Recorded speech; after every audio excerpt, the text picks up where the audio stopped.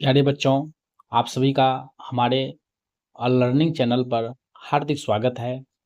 मैं अंकित सर आप लोगों को आज केमिस्ट्री के अगले सीरीज में दैनिक जीवन में ऑक्सीकरण और अवकरण के प्रभाव के बारे में बताने जा रहा हूँ।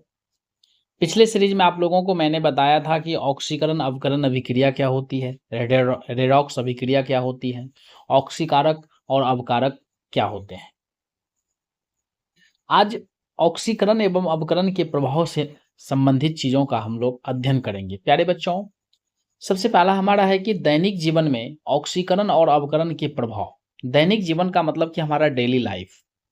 तो सबसे पहला हम लोग जानते हैं कि हम सभी भोजन करते हैं, तो भोजन का पाचन अर्थात हमारे भोजन, तो भोजन जैसे चावल हो गया, आलू हो गया, ब्रेड हो गया, ये तमाम चीजें हम लोग खाते हैं। तो भोजन में मुख्य रूप से कार्बोहाइड्रेट होता है और पाचन क्रिया के क्रम में यह कार्बोहाइड्रेट अपघटित होकर के ग्लूकोज में बदल जाता है और ये ग्लूकोज शरीर की कोशिकाओं में उपस्थित ऑक्सीजन द्वारा ऑक्सीकृत हो जाता है। यानी भोजन जब हमने किया तो भोजन में मुख्य रूप से कार्बोहाइड्रेट है और पाचन के फलस्वरूप ये कार्बोहाइड्रेट ग्लूकोज में बदल गया, यानी ग्लूकोज में। और अब ये ग्लूकोज जो है हमारे शरीर के कोशिका में ऑक्सीजन उपस्थित रहती है, उस ऑक्सीजन से ये ग्लूकोज ऑक्सीकृत हो जाती है और ऑक्सीकृत होने से ऊर्जा का उत्पादन होता है, अर्थात ऊर्जा में ये बदल जाता है। यानी ग्लूकोज ऑक्सीजन द्वारा ऑक्सीकृत होकर के, यानी ग्लूकोज का ऑक्सीकरण होता है और ऑक्सीकरण के कारण ऊर्जा का उत्पादन होता है और सांस छोड़ने के क्रम में कार्बन डाइऑक्साइड गैस हमारे शरीर से बाहर हो जाती है और ऊर्जा हमारे शरीर का ताप को क्या करता है, मेंटेन करके रखता है। इस तरह से हम कह सकते हैं कि हमारे शरीर में अर्थात श्वसन, श्वसन कहने का मतलब क्या कि पचे हुए भोजन जो हमारे शरीर की कोशिका में ग्लूकोज के रूप में उपस्थित है, तो उस ग्लूकोज को जब ऑक्सीजन से संपर्क होता है अर्थात ग्लूकोज का ऑक्सीकरण होने से ऊर्जा का उत्पादन होता है। इस प्रकार से हम कह सकते हैं कि हमारे शरीर में भोजन का जो पचना है और भोजन के पचने के फलस्वरूप जो श्वसन की क्रिया है अर्थात जिससे ऊर्जा का उत्पादन होता है, ठीक है, वह जो है ऑक्सीकरण अभिक्रिया है। क्योंकि पचे हुए भोजन ग्लूकोज के रूप में रहता है और ये ग्लूकोज जो है ऑक्सीजन के संपर्क में आकर के ऊर्जा का उत्पादन करता है, अर्थात ऊर्जा में बदल जाता है। ठीक है, तो पहला हमारा हुआ भोजन का पाचन, अर्थात भोजन के पाचन में भी ऑक्सीकरण अवकरण का प्रभाव है। दूसरा है भोजन का दुर्गंधित होना। देखते होंगे कि जब हम लोग भोजन बनाते हैं और भोजन अगर ज़्यादा समय तक रह जाती है तो वो बासी हो जाता है। बासी हो जाने का मतलब कि उससे अप्रिय गंध निकलने लगता है। तो भोजन जब ज़्यादा देर तक रहता है तो उससे अप्रिय गंध निकलने लगता है। तो हम लोग कहते हैं कि ये भोजन जो है बासी हो गया, अर्थात ये दुर्गंधित हो गया। अर्थात कहने का मतलब कि भोजन का दुर्गंधित होना आखिर ये क्यों हुआ? क्योंकि लंबे समय तक जो भोजन जब हवा के संपर्क में रह जाती है तो हवा के ऑक्सीजन के द्वारा, ठीक है ना, भोजन का ऑक्सीकरण हो जाता है, यानी भोजन ऑक्सीकृत हो जाते हैं और ऑक्सीकृत हो जाने के कारण अप्रिय गंध निकलने लगती है। इसीलिए भोजन को दुर्गंधित होने से बचाने के लिए हम लोगों को क्या करना चाहिए, फ्रिज में भोजन को रखना चाहिए। क्योंकि फ्रिज में टेम्परेचर कम रहता है जिसके कारण ऑक्सीकरण की अभिक्रिया जो है बहुत धीमी पड़ जाती है। दूसरा है कि सबके घर में तो फ्रिज नहीं है, तो दूसरा है कि भोजन को हम ऐसे बर्तन में रखें जो बर्तन वायु रुद्ध हो। यानी वायु रुद्ध का अर्थ हुआ कि बर्तन में हवा प्रवेश न करे। जैसे हम इस बर्तन में खाना को रखे हैं तो इसको टाइट करके पन्नी के द्वारा या कपड़ा से इसको बांध दिया जाए तो इससे क्या होगा, हवा इसमें प्रवेश नहीं कर पाएगा, अर्थात जिससे इसमें उपस्थित भोजन का ऑक्सीकरण नहीं हो पाएगा। और जब भोजन का ऑक्सीकरण नहीं हो पाएगा तो उससे दुर्गंध नहीं निकलेगा, अर्थात वो भोजन बासी नहीं हो पाएगा। इसी तरह से और भी है कि वसा युक्त भोजन, अर्थात कहने का मतलब कि तेलयुक्त भोजन, एक विशेष प्रकार का पदार्थ जैसे सिट्रिक अम्ल, लेसेथिन, इनको अगर हम भोजन में मिला देते हैं तो वो भोजन ऑक्सीकरण होने से रुक जाता है। हमने बताया अभी किस किस चीज के बारे में कि सिट्रिक अम्ल, तो हम सभी जानते हैं कि सिट्रिक अम्ल जो है ये नींबू में पाया जाता है।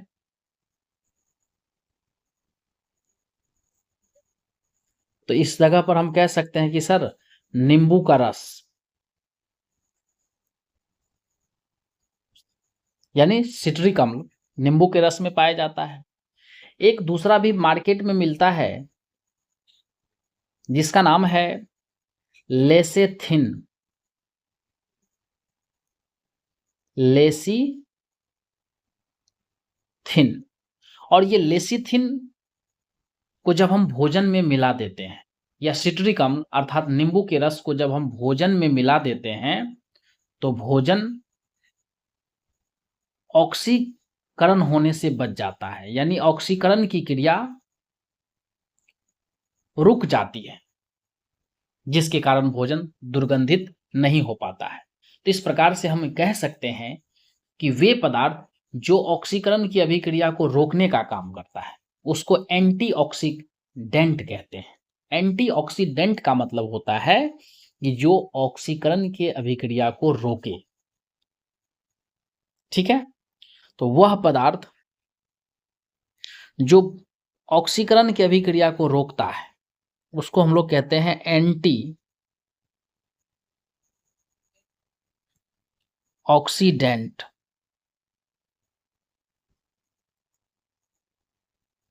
यानी प्रति ऑक्सीकारक।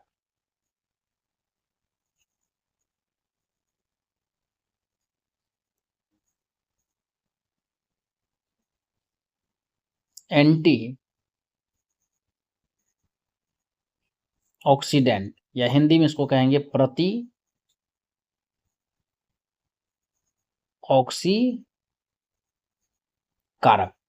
यानी वे पदार्थ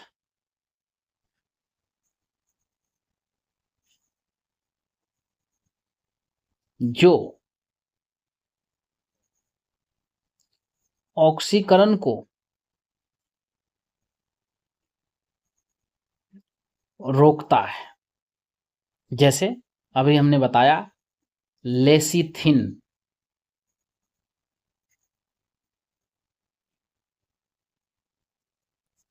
सिट्रिक अम्ल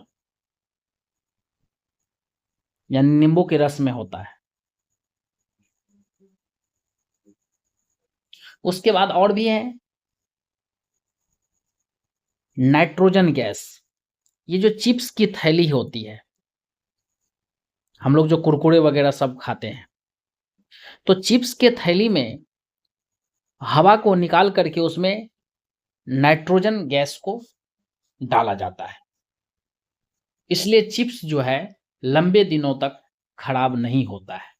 अर्थात नाइट्रोजन गैस एक प्रकार का एंटीऑक्सीडेंट है, यानी नाइट्रोजन गैस के उपस्थिति में ऑक्सीकरण अभिक्रिया नहीं हो पाती है, इसीलिए चिप्स के थैली में नाइट्रोजन गैस को भरा जाता है। तो प्यारे बच्चों, अभी हम लोग समझ रहे थे भोजन का दुर्गंधित होना, अर्थात जब भोजन लंबे समय तक हवा में रह जाती है या खुले वातावरण में रह जाती है तो वो हवा की ऑक्सीजन से ऑक्सीकृत हो जाता है, जिसके कारण उससे दुर्गंध युक्त जो है दुर्गंध निकलने लगता है। ठीक है। अब दूसरा है हमारा कि दैनिक जीवन में ऑक्सीकरण अवकरण के प्रभाव से संबंधित है संक्षारण। यानी संक्षारण का मतलब होता है कि जब कोई पदार्थ खुले वातावरण में रह जाती है तो वातावरण में विभिन्न प्रकार के गैस होते हैं, अम्ल होते हैं, जलवाष्प होते हैं। इनसे क्या होता है, वो पदार्थ अभिक्रिया कर लेती है। जैसे हम लोग देखते हैं कि लोहे को या लोहे की किसी वस्तु को लंबे समय तक अगर हम छोड़ देते हैं तो उस पर जंग लग जाती है।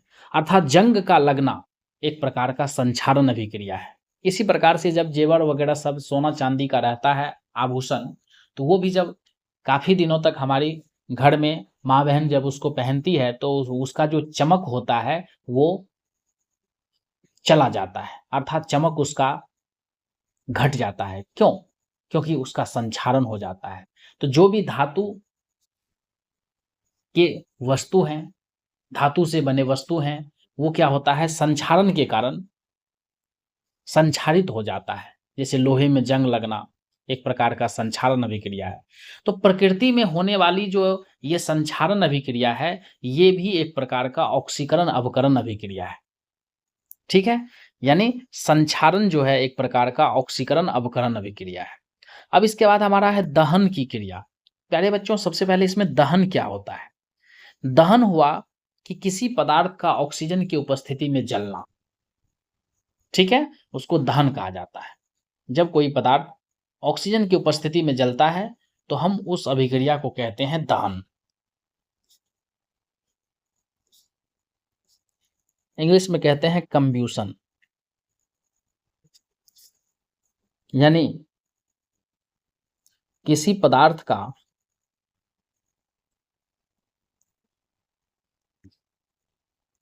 ऑक्सीजन की उपस्थिति में जलना दहन कहलाता है। तो दहन की जो क्रिया है वो हमारे दैनिक जीवन में, जैसे जलावन के रूप में हम लोग लकड़ी का, कोयला का, किरोसिन, उसके बाद एलपीजी यानी रसोई गैस, इसका उपयोग हम लोग करते हैं। तो इन सभी पदार्थों के जलने में ऑक्सीकरण अवकरण अभिक्रियाएं होती है। यानी एलपीजी, उसके बाद कह सकते हैं कोयला, किरोसिन, ये सब जब जलता है तो इसके जलने की क्रिया को हम दहन कहते हैं। और दहन की क्रिया में ऑक्सीकरण अवकरण अभिक्रियाएं होती है। अर्थात कहने का मतलब कि एलपीजी, कोयला, किरोसिन इत्यादि का जो जलना है, ये सभी क्या है, ऑक्सीकरण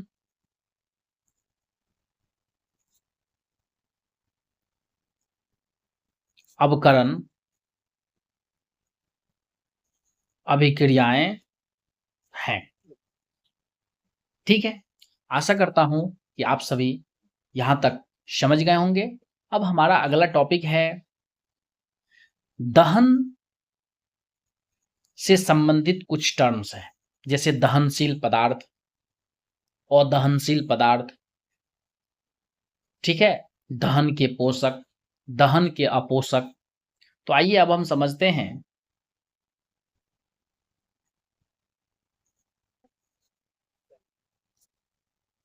दहनशील पदार्थ क्या होता है। दहनशील पदार्थ मतलब कि वो पदार्थ जो जलता है। यानी दहन में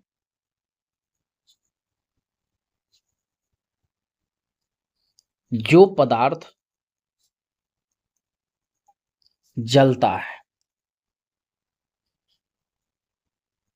उसे दहनशील या ज्वलनशील पदार्थ कहते हैं। जैसे इसमें आप कह सकते हो दहनशील पदार्थ में सूखी लकड़ी,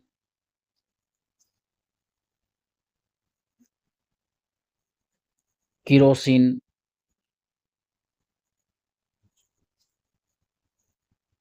एलपीजी आदि। दूसरा है अदहनशील पदार्थ।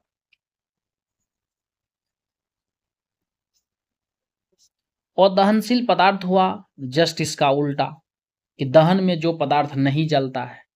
ठीक है, मतलब कि जो पदार्थ दहन की क्रिया में नहीं जलता है उसको हम लोग अदहनशील पदार्थ बोलते हैं। जैसे ईंट, पत्थर इत्यादि।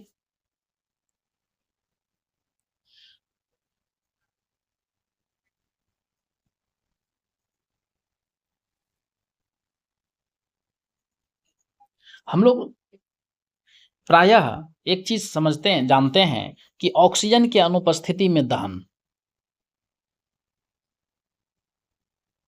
कि दहन की क्रिया जो है वो ऑक्सीजन की उपस्थिति में ही हो सकती है। तो यहाँ पर हमारा एक प्रश्न है कि दहन की क्रिया जो है वो ऑक्सीजन की अनुपस्थिति में हो सकती है। तो प्यारे बच्चों, प्रायः दहन की क्रिया जो होती है वो ऑक्सीजन की अर्थात हवा की उपस्थिति में होती है, लेकिन ऑक्सीजन के अनुपस्थिति में भी दहन संभव है। ऑक्सीजन के अब्सेंट में, अनुपस्थिति में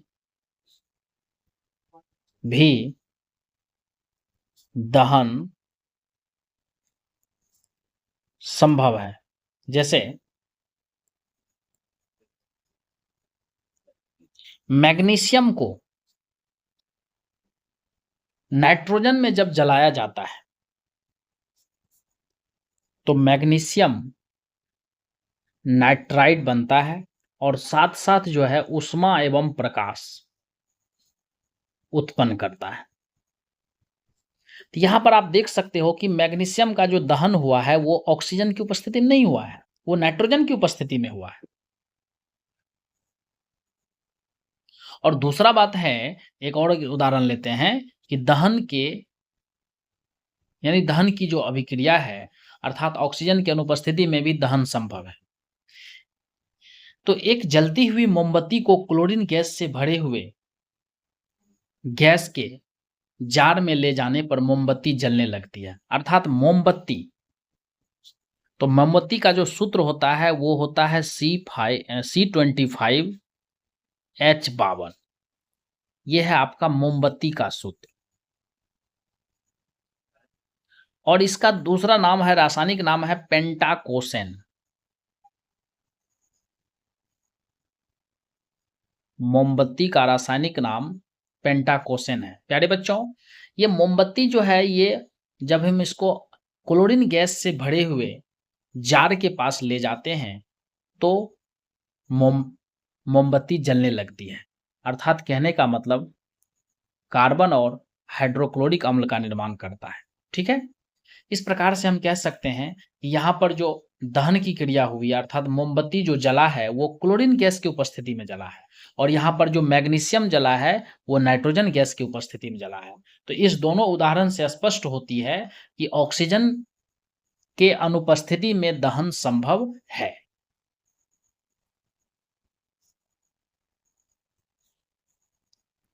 तो यहाँ पर एक चीज आप लिख सकते हैं, पेंटाकोसेन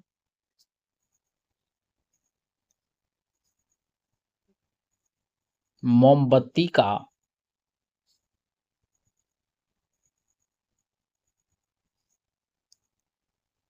रासायनिक नाम है, और मोमबत्ती का जो है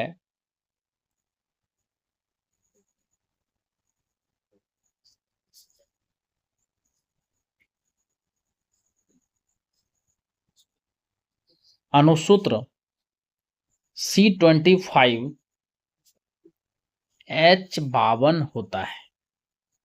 ठीक है, अब इसके बाद जो हमारा टॉपिक है वो है प्यारे बच्चों दहन का पोषक।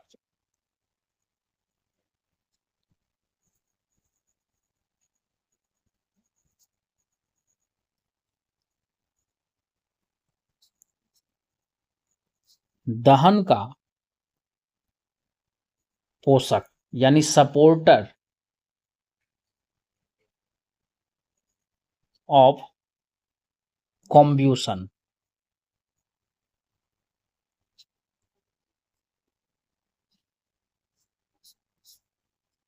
वे पदार्थ जो दहन की क्रिया में सहायता करते हैं। ठीक है, तो वे पदार्थ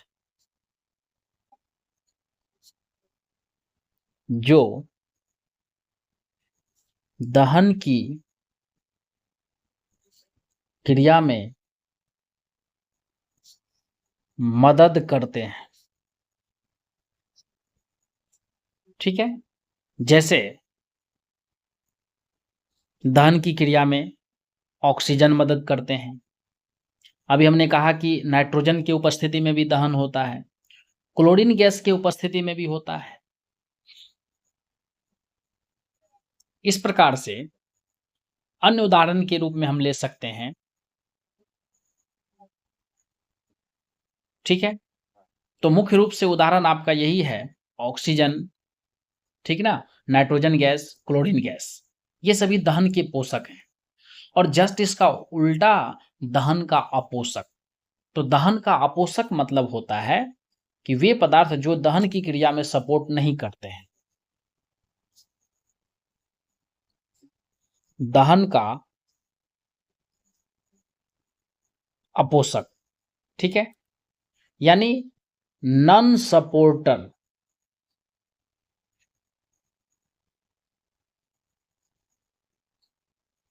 ऑफ कंब्यूशन।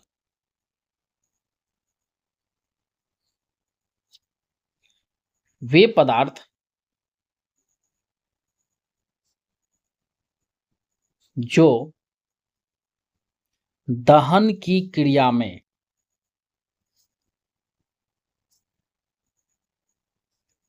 मदद नहीं करते हैं उसे दहन के अपोषक कहते हैं। फॉर एग्जाम्पल, दहन के अपोषक में आप ले सकते हो कार्बन डाइऑक्साइड। ठीक है, यानी CO2 गैस, ये दहन का अपोषक है।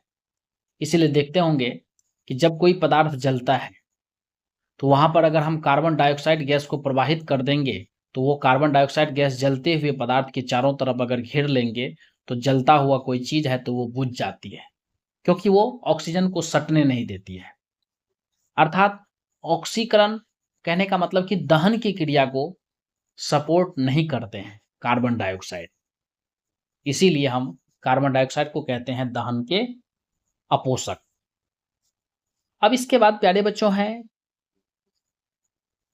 अगला टॉपिक जो है वो है हमारा दहन के आवश्यक शर्त। दहन के लिए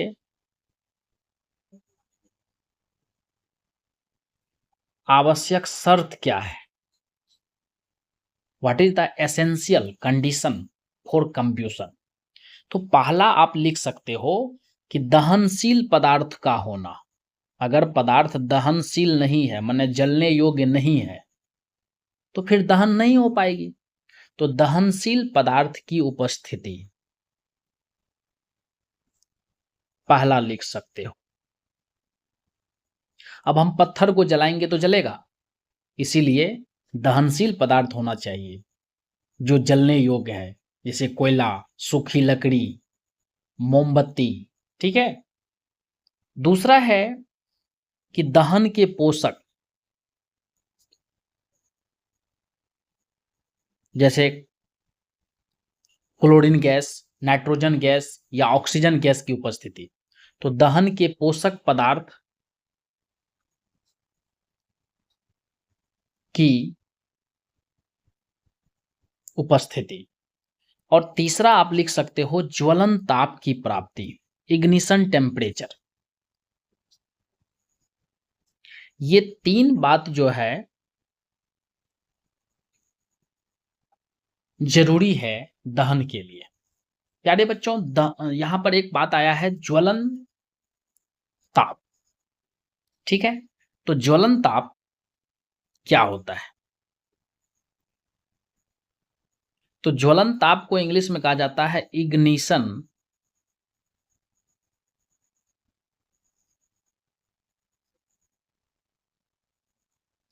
टेम्परेचर।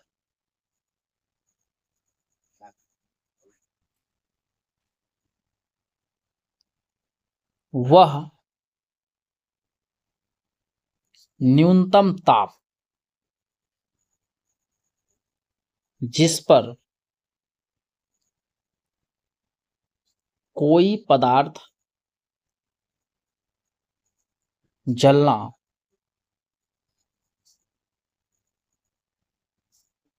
शुरू करते हैं,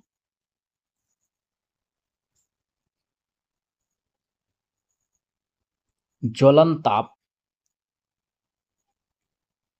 कहलाता है। देखते होंगे कि जब हम जलते हुए आग में, मान के चलिए कि हम लकड़ी, सूखी लकड़ी को जब हम उसमें डालते हैं तो उसमें तुरंत आग नहीं पकड़ती है, कुछ ना कुछ टाइम लेता है।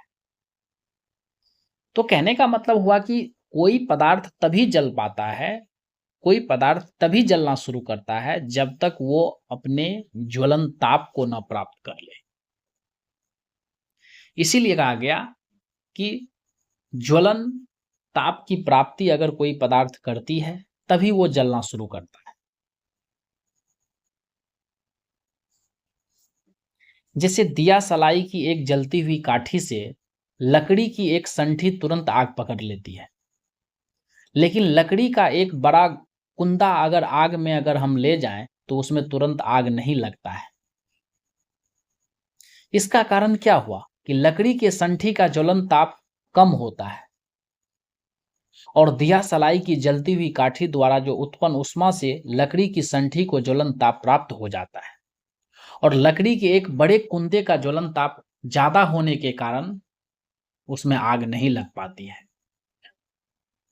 इसी प्रकार से जब कपड़ा के एक टुकड़े को अल्कोहल और जल के मिश्रण से भिंगा करके उसमें आग लगा दिया जाए तो कपड़े का वह टुकड़ा तुरंत आग पकड़ लेता है। कुछ देर के बाद आग बुझ जाती है, परंतु कपड़ा बिना जले रह जाता है। इसका कारण क्या है कि अल्कोहल का ज्वलन ताप कम होने के कारण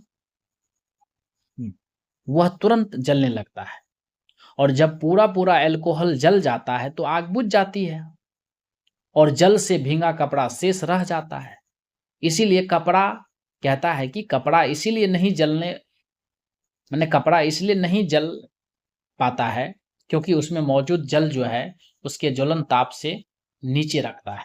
इसलिए ध्यान रखें कि एक कपड़ा के टुकड़ा को अगर हम अल्कोहल और जल के मिश्रण से भिंगा करके उसमें आग लगाते हैं तो आग तुरंत लग जाती है और कुछ देर के बाद वो आग बुझ जाती है क्योंकि अल्कोहल का ज्वलन ताप कम होता है, इसलिए तुरंत उसमें आग पकड़ लेता है। और जब अल्कोहल पूरा जल जाता है तो तब आग लगना चाहिए कपड़ा में, तो कपड़ा में तो जल है अर्थात कपड़ा भींगा हुआ है, इस कारण से कपड़ा में आग नहीं लग पाता है।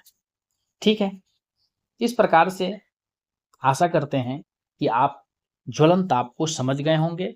अब है प्यारे बच्चों हमारा ज्वाला। इंग्लिश में इसको कहा जाता है फ्लेम। तो फ्लेम क्या होता है? जैसे आप देखते होंगे कि जितने भी चीजें जलती है तो उससे ज्वाला निकलती है।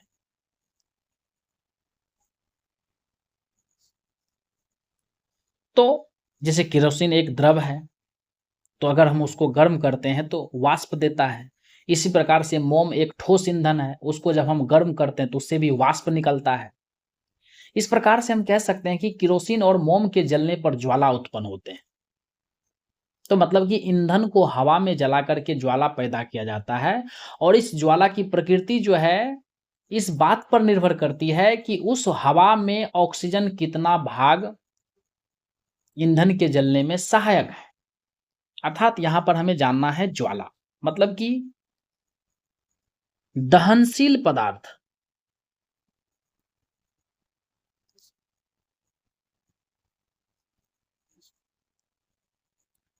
जलने पर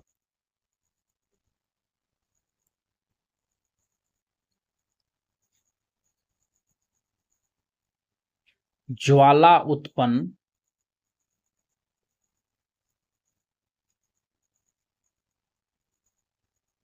करती है।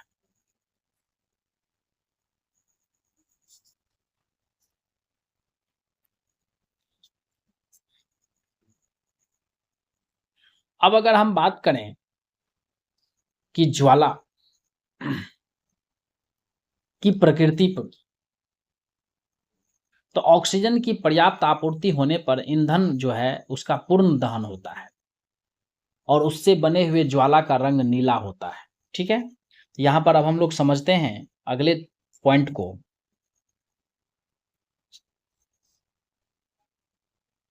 ऑक्सीजन की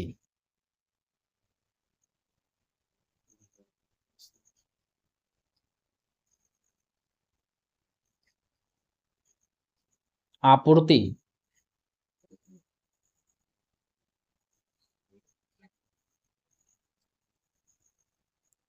अच्छे ढंग से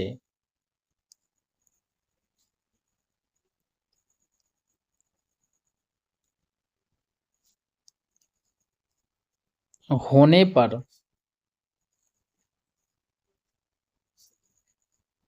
ईंधन का पूर्ण दहन होता है और इससे बने ज्वाला का रंग नीला होता है, ब्लू। इसलिए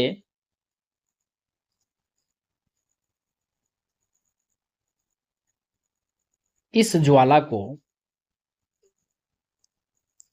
प्रकाशहीन ज्वाला कहते हैं।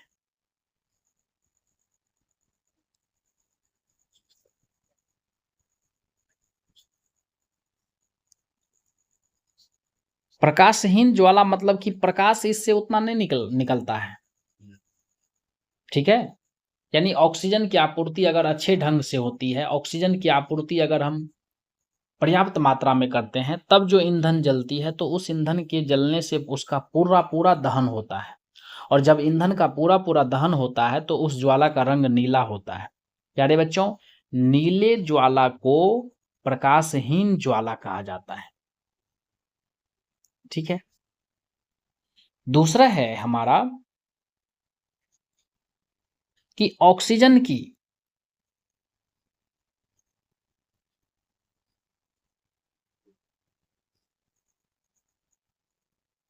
अपर्याप्त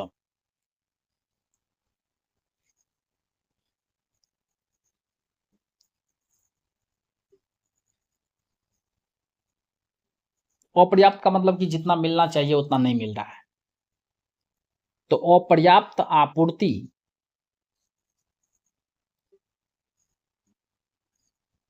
होने पर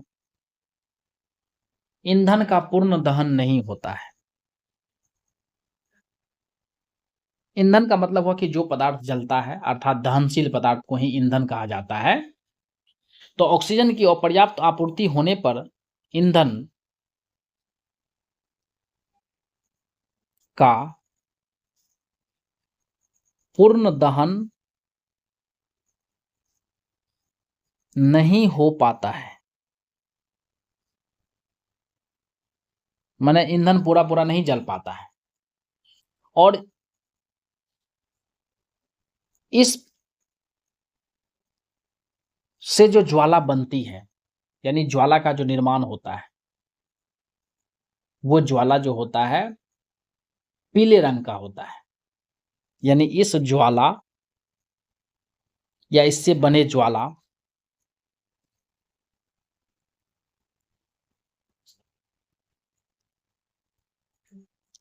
इससे बने ज्वाला का रंग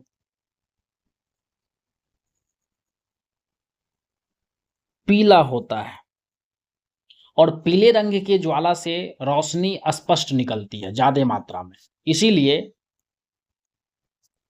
इस ज्वाला को प्रकाशमान ज्वाला, प्रकाशमान का मतलब कि लाइट इससे अच्छे मात्रा में निकलती है, प्रकाशमान को ही हम कह सकते हैं प्रदीप्त ज्वाला।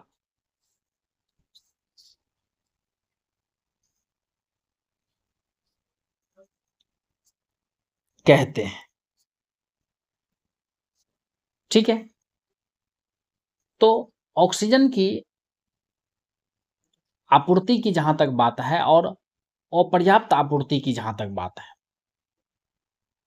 तो जब हम बत्ती वाले स्टोव को केरोसिन जलाकर ज्वाला उत्पन्न किया जाता है तो उससे जो ज्वाला निकलता है वो प्रकाशहीन ज्वाला होता है और उस ज्वाला का रंग जो होता है वो नीला होता है। क्यों? क्योंकि स्टोव को हम क्या करते हैं, खुले हवा में जला देते हैं। तो खुले हवा में जलाने का मतलब कि ऑक्सीजन की पर्याप्त आपूर्ति हो गया। लेकिन जब हम पुराने जमाने में थोड़ा कुछ दिन पहले अगर जाइए तो लालटेन में बहुत लोग पढ़ते थे। लालटेन में क्या होता था कि बत्ती जो है, ये जो बत्ती में जब आग लगाया जाता था तो इसको शीशा से इस तरह से चारों तरफ से इस तरह से शीशा लगा दिया जाता था। तो ये जो शीशा लगा दिया जाता था तो शीशा लगाने का मतलब हुआ कि उसके अंदर जो ये बत्ती जल रही है तो उसको पूरा पूरा ऑक्सीजन अब नहीं मिल रही, क्योंकि शीशा लगा दिया गया और शीशा के कारण यहाँ पर ऑक्सीजन पूरा पूरा अंदर इसको नहीं मिल पाता है, अर्थात यहाँ पर ऑक्सीजन की अपर्याप्त आपूर्ति हो गया। इसीलिए जब लैंप में इस तरह से शीशा लगा दिया जाता है तो उसके अंदर जो ज्वाला, जो बत्ती जलती है तो वो उसका जो कलर होता है वो पीला होता है और उससे देखिएगा कि रोशनी स्पष्ट निकलता था। लेकिन कप सिरप वगैरह सब का बोतल लेकर के जब उसका डिबिया बनाया जाए, ठीक है, तो वो खुले हवा में वो जलती है, जिसके कारण ऑक्सीजन की पर्याप्त मात्रा मिलती है। इसलिए डिबिया से जो निकलने वाला रोशनी है वो पूरा पूरा स्पष्ट नहीं होता है, यानी उसमें कम दिखता है, अर्थात उससे जो निकलने वाला ज्वाला है वो प्रकाशहीन ज्वाला है। लेकिन जब बत्ती जला करके लैंप का इस तरह से शीशा लगा दिया जाता है तो तब जो है उससे रोशनी स्पष्ट निकलती है। ठीक है। मैं आशा करता हूं कि आप सभी ऑक्सीजन की पर्याप्त आपूर्ति होने पर और ऑक्सीजन की अपर्याप्त आपूर्ति होने पर ज्वाला का जो नेचर है, प्रकृति है, उसको आप समझ गए होंगे। अब हम बात करते हैं मोमबत्ती की ज्वाला का। प्यारे बच्चों, मोमबत्ती की ज्वाला की जहां तक बात है,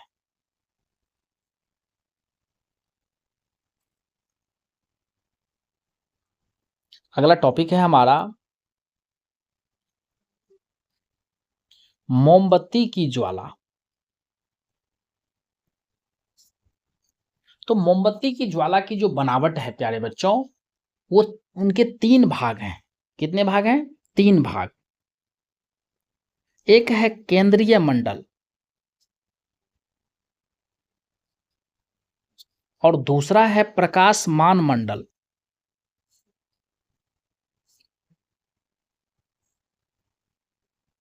और तीसरा है प्रकाशहीन मंडल।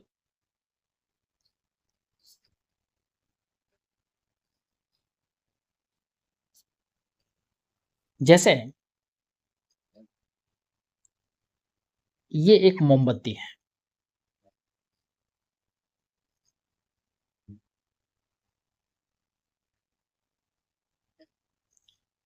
इस तरह से इसमें ये बत्ती निकली हुई है। इसमें सबसे पहला जो इस तरह का ज्वाला है वो है केंद्रीय मंडल।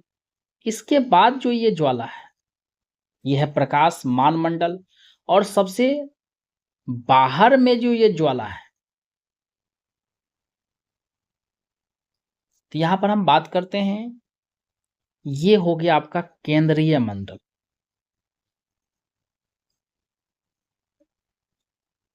और ये हो गया प्रकाशमान मंडल। प्रकाशमान का मतलब कि इस बीच वाला जो भाग होता है ज्वाला का, मोमबत्ती के ज्वाला का, उससे रोशनी पर्याप्त मात्रा में निकलती है, इसलिए प्रकाशमान मंडल कहा जाता है। और सबसे बाहर वाला जो है,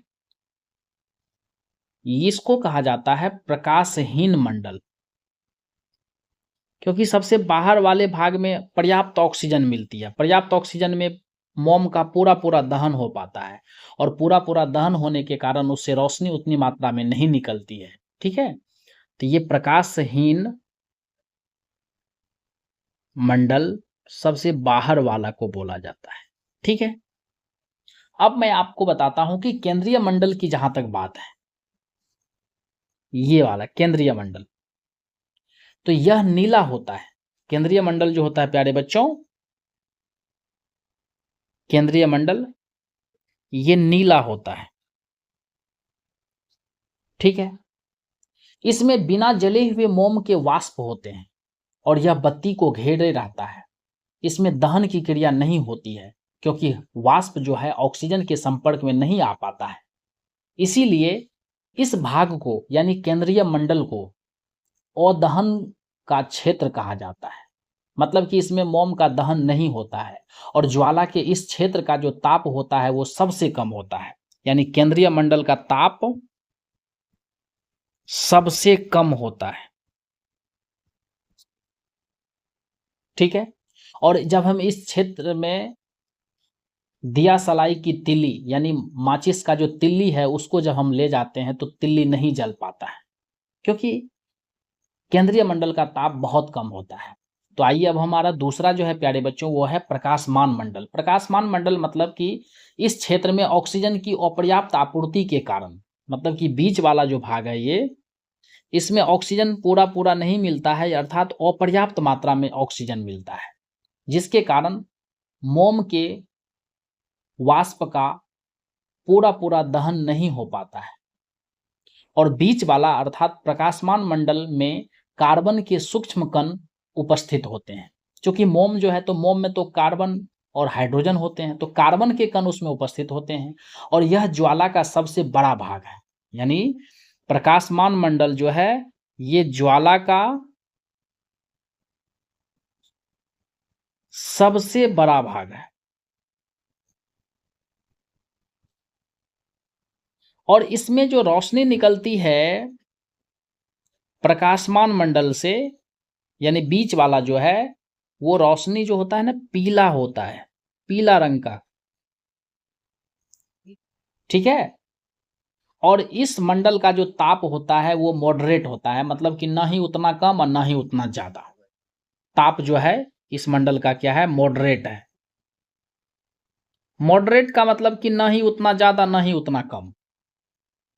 ठीक है, तो आइए अब हमारा तीसरा है प्यारे बच्चों प्रकाशहीन मंडल। प्रकाशहीन मंडल यानी इस भाग में मोम के वाष्प का पूर्ण दहन होता है। हाँ, इसमें वाष्प का जो है पूर्ण दहन होता है।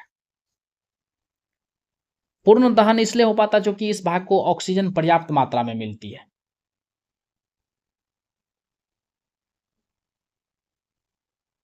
ठीक है, पूर्ण दहन होता है। और यह ज्वाला का सबसे गर्म भाग है। यानी कहने का मतलब प्रकाशहीन मंडल जो है ये ज्वाला का सबसे गर्म भाग है।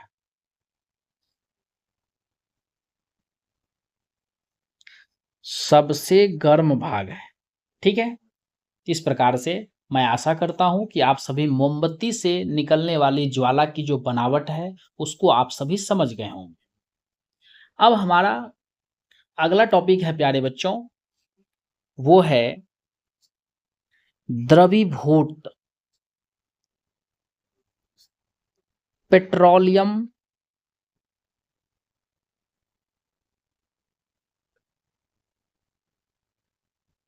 गैस। इसको इंग्लिश में कहा जाता है लिक्विफाइड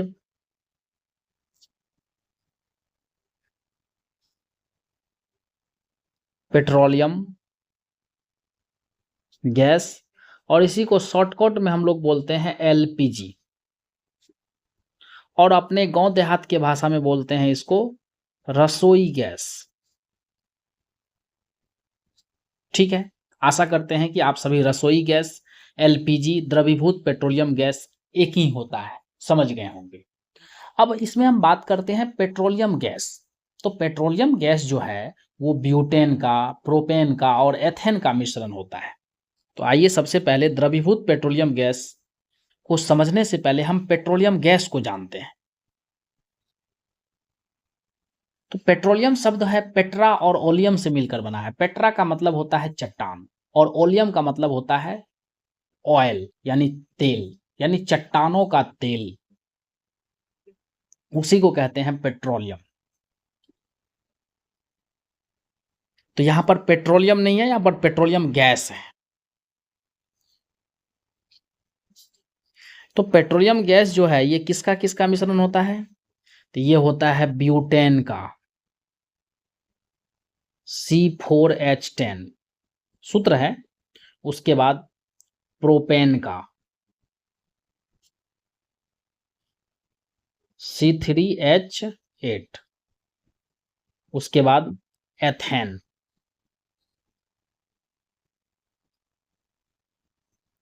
C2H6। यानी पेट्रोलियम गैस किसका किसका मिश्रण है? ब्यूटेन का, प्रोपेन का और एथेन का। लेकिन अगर ये पूछा जाए कि पेट्रोलियम गैस का मुख्य अवयव कौन है, तो मुख्य अवयव है प्यारे बच्चों ब्यूटेन। ब्यूटेन को क्यों कहा गया मुख्य अवयव? क्योंकि ब्यूटेन की जो मात्रा है वो पेट्रोलियम गैस में सबसे ज्यादा है, यानी पेट्रोलियम गैस में सबसे ज्यादा ब्यूटेन होता है। इसीलिए यहां पर इस चीज को आप लोग लिख भी सकते हैं, परीक्षा में ऑब्जेक्टिव में आती भी है कि पेट्रोलियम गैस का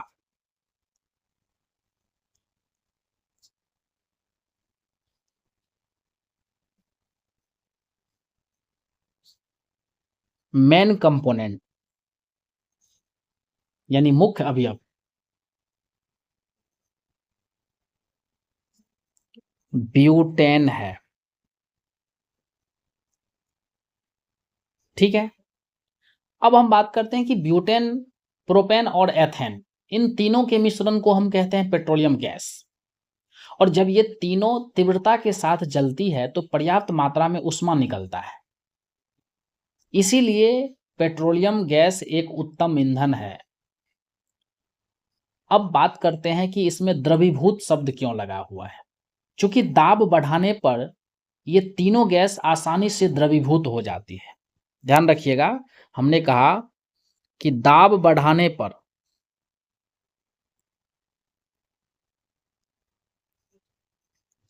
दाब बढ़ाने पर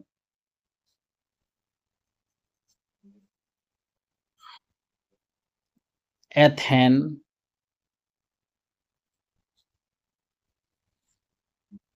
प्रोपेन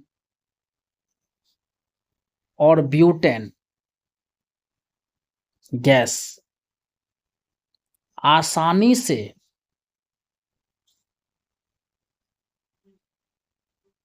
द्रवीभूत यानी पानी के रूप में, यानी जल के रूप में, यानी द्रव के रूप में हो जाती है। द्रव के रूप में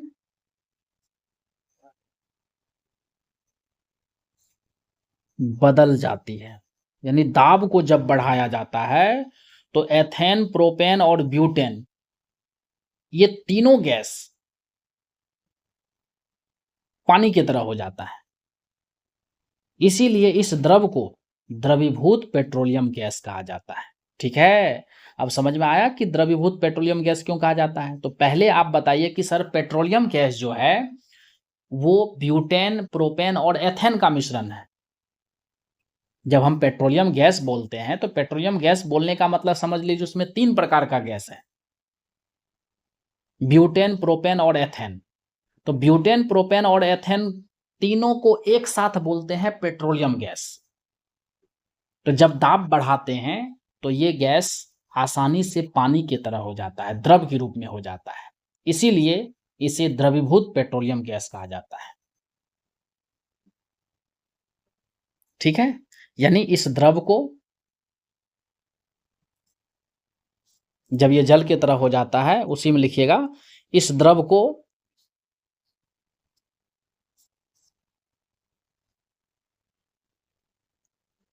द्रवीभूत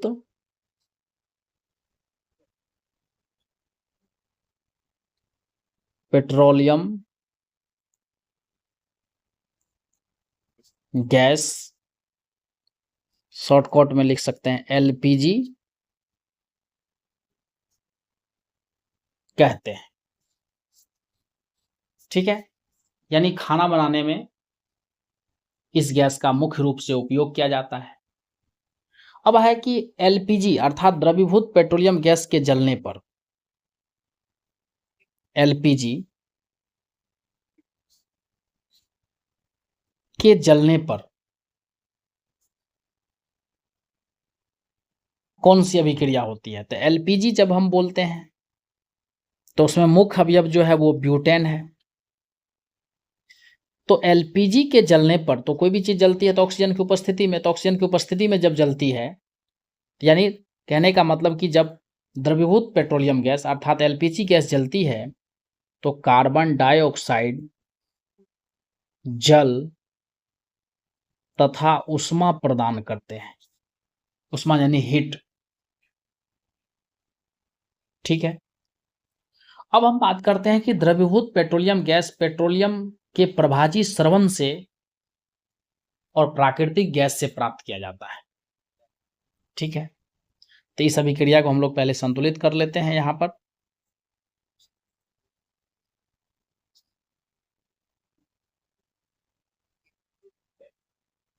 तो यहां पर हमने कहा कि एलपीजी के जलने पर, ठीक है, ये अभिक्रिया होती है, यानी एलपीजी का मुख्य अवयव ब्यूटेन है, तो ब्यूटेन ऑक्सीजन के संपर्क में जल करके कार्बन डाइऑक्साइड और जल प्रदान करते हैं और साथ ही साथ पर्याप्त मात्रा में ऊष्मा प्रदान करते हैं, तभी तो खाना पक पाती है। ठीक है, अब इसके बाद आप लिख सकते हो एलपीजी को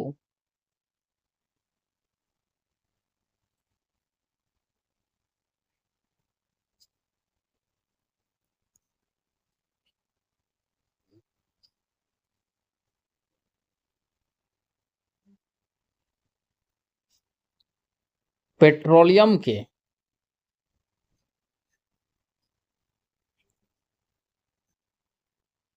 प्रभाजी स्रवण विधि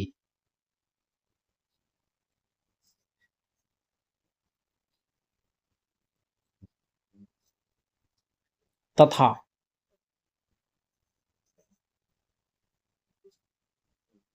प्राकृतिक गैस से प्राप्त किया जाता है।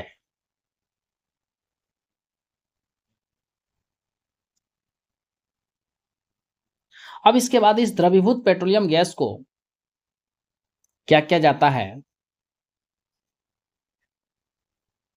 लोहा से बने सिलेंडर में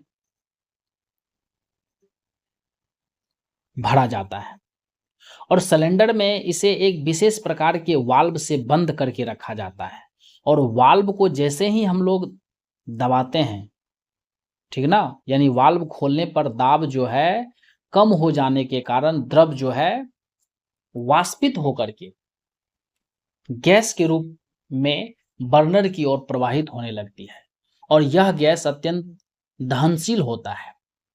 ठीक है, तो कहने का मतलब कि जब उसमें देखिएगा कि जब हम लोग एलपीजी गैस के सिलेंडर, मतलब क्या कि उसमें जब एलपीजी गैस रहता है सिलेंडर में, तो उसमें एक चीज ध्यान रखिएगा कि जब हम वाल्व को दबाते हैं तो उससे जो गैस निकलती है तो हम लोग कहते हैं क्या कि देखो कहीं गैस लीकेज कर रहा है। आखिर ये गंध किसके कारण है? तो प्यारे बच्चों, मैं आप लोगों को एक जानकारी के लिए बता दूं कि सिलेंडर में एलपीजी, अर्थात कहने का मतलब कि एलपीजी गैस के सिलेंडर में जो गैस भरा हुआ है, द्रवीभूत पेट्रोलियम गैस, उसमें एक पदार्थ यानी एक केमिकल को मिलाया जाता है। एक केमिकल का नाम है एथिल मरकैप्टन।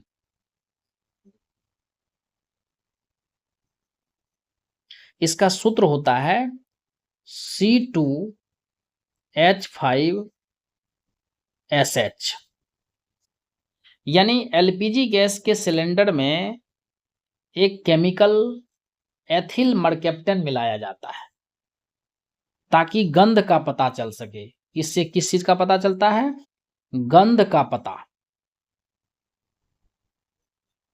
मैंने लीकेज हो रहा है तो उससे जो गंध निकलती है, तो लीकेज अगर हो रही है तो हमको उसका पता चल जाता है कि वो कहीं गैस में जो है, गैस सिलेंडर में कहीं पर रिसाव हो रहा है।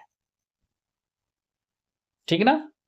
यहां पर इस पॉइंट को लिख सकते हैं।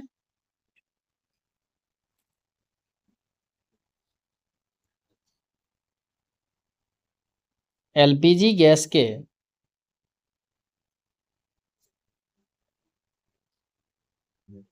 सिलेंडर में इथाइल मरकैप्टन या एथिल मरकैप्टन C2H5SH मिलाया जाता है ताकि लीकेज होने पर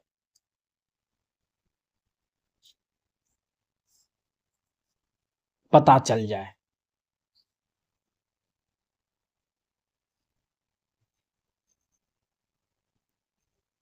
लीकेज होने पर पता चल जाए। ठीक है? और एलपीजी गैस जब जलती है, यानी लिक्विफाइड पेट्रोलियम गैस, तो वो नीले लौ के साथ जलती है। एलपीजी जो है नीले लौ के साथ जलती है।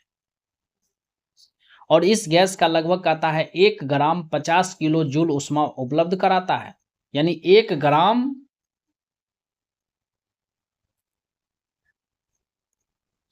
यानी एलपीजी का, रसोई गैस का 1 ग्राम जलने पर, ठीक है, 1 ग्राम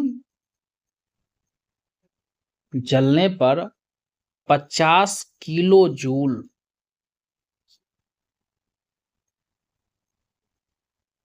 उष्मा, यानी उष्मा का मात्रक है किलो जूल, यानी 50 किलो जूल उष्मा उपलब्ध कराता है। उष्मा उत्पन्न करता है।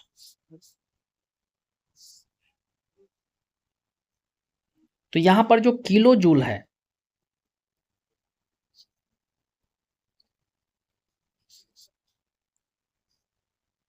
या सिर्फ जूल भी कह सकते थे, उष्मा का मात्रक है।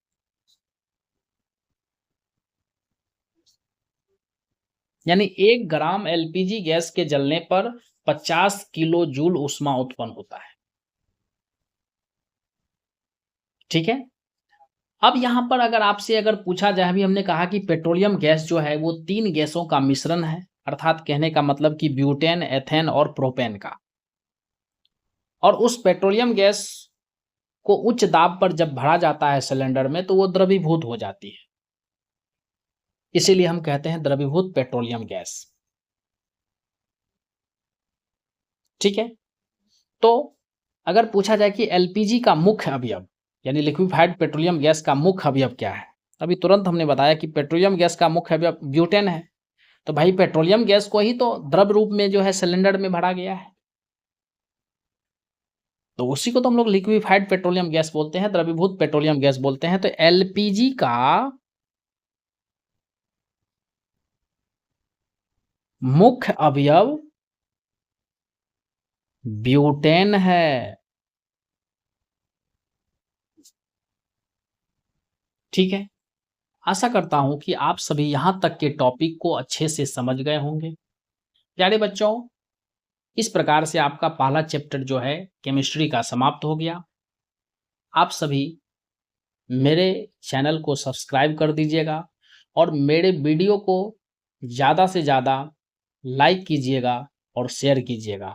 आप सभी बच्चों का हार्दिक हार्दिक धन्यवाद।